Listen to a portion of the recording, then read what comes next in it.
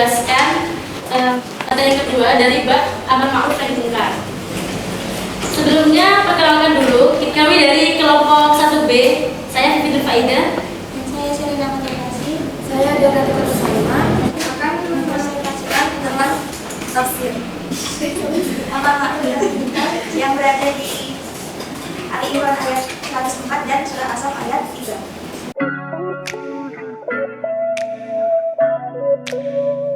A'udzubillahi minasyaitonirrajim. Bismillahirrahmanirrahim. Wal takum minkum ummatun yad'una ilal khairi wa ya'muruna bil ma'ruf wa yanhauna 'anil munkar wa ulaika humul muflihun. Artinya, adalah ada di antara kamu seorang orang yang menyuruh kepada kebajikan atau menyuruh bertaubat, berbuat yang ma'ruf dan mencegah dari munkar. Mereka itulah orang-orang yang berikut. Tafsir dari al-Qiyasarnya itu, dan adalah ada di antara kalian oleh kaum ini ada sebarangan orang yang mengajak kepada kebaikan dan memerintahkan kepada yang ma'ruf, yaitu sesuatu yang telah diketahui kebaikannya menurut syariat dan akal, dan melarang dari kemungkaran, yaitu apa-apa yang diketahui keburukannya dari segi syariat maupun akal. Mereka itulah orang-orang yang beruntung menggapai surga yang penuh kenikmatan. Dan tafsir per ayatnya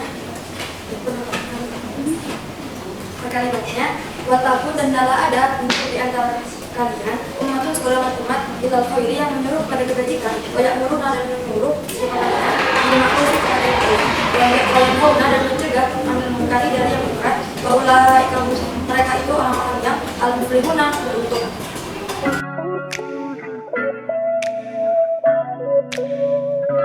Dalil yang kedua itu ialah Bismillahirrahmanirrahim. Kabur maqtan yang dakwah yang artinya ialah sangatlah dibenci di sisi Allah jika kamu mengatakan apa-apa yang tidak kamu kerjakan. Tafsir perkataannya ialah kabur besar mengatakan kebencian yang di sisi Allah, antakulu bahwa kamu mengatakan apa tidak tafaluna kamu kerjakan. Lalu tafsirnya itu amat besar, yakni besar sekali atau kebenciannya dapat makan di sini berfungsi sebagai tangis di sisi Allah bahwa kalian mengatakan. Lafaz antakulu menjadi fa'il dari lafaz kaburo yang berarti apa-apa yang tidak kalian ini.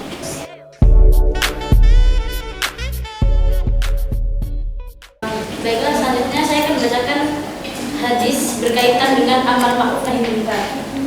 Hadatsana Abu Bakar bin Abi Syaibah, hadatsana Abdullah bin Umair wa Abu Sama an Ismail bin Abi Khalid an Qais bin Abi Hazim. Qala Abu Bakr fahamidallaha wa ansa alaihi thumma qala ya ayyuhan nas innakum taqra'una hadhihi al-ayah. A'udzu billahi rajim. Bismillahirrahmanirrahim. Ya ayyuhalladzina amanu 'alaikum anfusakum la yadurrukum man dhalla idza ihtadaytum wa inna sami'na Rasulullah sallallahu alaihi wasallam yaqul innan nasa idza ra'ul munkar la yughayyiru lahu aw syakka ay ya'ummahumullah biqawlihi. Rawahu Ibnu Majah. Telah menceritakan kepada kami, yaitu Abu Bakar bin Abi Syaibah telah menceritakan pula kepada kami Abdullah bin Umair dan Abu Usama dari Ismail bin Abi Khalid dari Qais bin Abi Hazim. Dia berkata, Abu Bakar berdiri sambil bersyukur pada Allah dan memujinya. Kemudian dia berkata, wahai sekalian manusia, kalian baca ayat ini. Ayat ini itu surah Al-Maidah ayat 105. Jadi ayat ini berkaitan dengan amar ma'ruf nahi munkar. Dari kami tafsir Al-Qur'an dari penjelasan Mbak Diana dan Mbak Syarina adalah surah Ali Imran 104 dan As-Saff ayat 3. Tapi hadis yang saya jelaskan di sini itu ada satu ayat lagi yang menjelaskan tentang amar ma'ruf nahi munkar, yaitu surah Al-Maidah ayat 105 di sini. Jadi ini ayat lain yang menjelaskan tentang amar ma'ruf nahi munkar. Saya lanjutkan terjemahannya. Dan sesungguhnya kami mendengar Rasulullah SAW bersabda, sesungguhnya manusia apabila melihat kemungkaran kemudian mereka tidak merubahnya, dikhawatirkan Allah akan meratakan adabnya kepada mereka.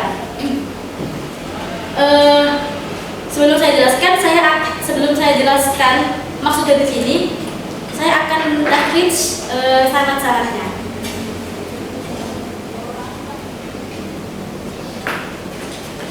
Yang pertama, Abdullah bin Muhammad bin Ibrahim. Di sini Al-Hafidz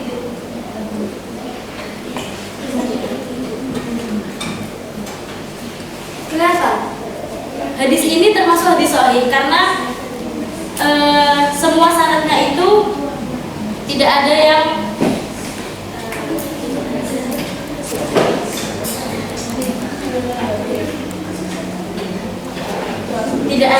ciri-ciri yang bukan termasuk hadis sahih. Jadi di sini Abdullah bin Muhammad bin Ibrahim, yaitu Abu Bakar bin Abi Syaibah, beliau Al-Hafidz. Kemudian Abdullah bin Numair, beliau Siqah, sahih ini Siqah dan Al-Hafidz. Kemudian Abu Usama beliau Siqah, Hafidz, Al-Hafidz. Kemudian Ismail bin Abi Khalid, Siqah juga, Al-Hafidz juga. Kemudian Qais bin Abi Hazim, Siqah juga. Nah, oke. Penjelasannya adalah hadis yang saya ambil ini tentang amar ma'ruf nahi munkar. Jadi riwayatnya tidak hanya terdapat di riwayat Ibnu Majah, tapi terdapat di Abu Dawud, At-Tirmidzi, dan juga riwayat Ahmad. Mungkin dari 4 riwayat ini itu berbeda redaksi, akan tetapi hadis ini menunjukkan makna yang sama antara satu dengan yang lainnya. Walaupun berbeda lafaz tulisannya, tapi ini maknanya berbeda, yaitu tentang amar ma'ruf nahi munkar. Coba saya tanya kepada saudari-saudariku, di sini kalian pemahaman tentang amar ma'ruf nahi munkar itu apa?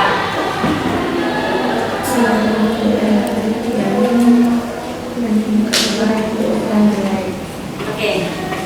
Mungkin kalau misalkan disimpulkan, ibaratnya itu kita kalau misalkan di dunia persekolahan ya, kita ini mengingatkan yang baik dan mencegah yang buruk. Tapi ketika kita sudah terjun di masyarakat nanti, ini kita usahakan kita itu berdakwah, ibaratnya kita berdakwah. Kita menyeru kebaikan dan melarang apa yang Allah mungkari gitu.